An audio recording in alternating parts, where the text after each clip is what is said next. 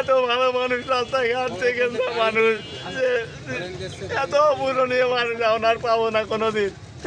আমরা তার দৃষ্টান্তমূলক শাস্তি চাই যারা এর সাথে জড়িত, এবং দেখতে চাই এরা কারা, এরা কিসের শত্রু, কিসের অনুপাতে এই কাজগুলো করলো। আপনাদের কাছে এটাই আমাদের চাওয়ায়।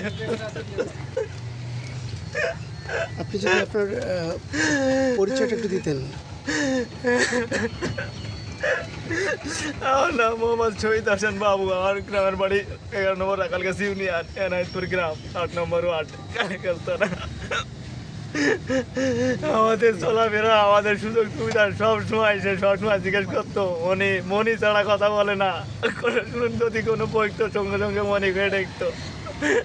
আমরা কখনো তার খারাপ দেখিনি, আমরা কোনোদিন নাই। এত 14 15 বছর তার আশেপাশে থেকে আমরা কারা যারা মেরেছে তাদেরকে আমরা দুই দেশের সরকারের কাছে আবেদন দিই, যারা এদের খুঁজে বাংলাদেশে যেন এরকম ঘটনা না ঘটে, তার দৃষ্টান্তমূলক শাস্তি আমরা চাই।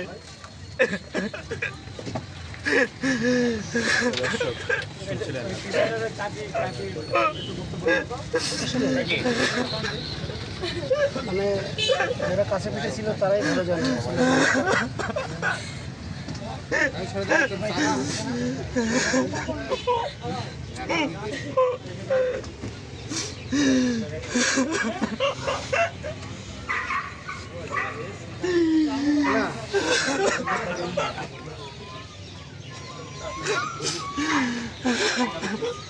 না 2007 সাল ধরে তার আশেপাশেই থাকি, তার কাছে পিছিয়েই থাকি। আমার চলাফেরা এবং তার কথাবার্তা, তার সার্বিক দিক, তার রাজনৈতিক মুহূর্ত, তার নেতৃত্ব দানকারী সর্বমোট মহলের মানুষ কালীগঞ্জে আমি কখনো দেখিনি তার কারোর সাথে কালো মুখের কথা বলতে। কেউ যদি বিপদে পড়েছে সঙ্গে সঙ্গে তার সেটা সমস্যা সমাধান করার চেষ্টা করেছে। সে টাকা পয়সার ব্যাপার হোক, সে অন্য ঝামেলার ব্যাপার হোক, বা দূর দূরান্তের ব্যাপার হলো, সঙ্গে সঙ্গে বলতো যে মোবাইল নাম্বার দিয়ে যে আমরা ক্লিয়ার করে দেবো।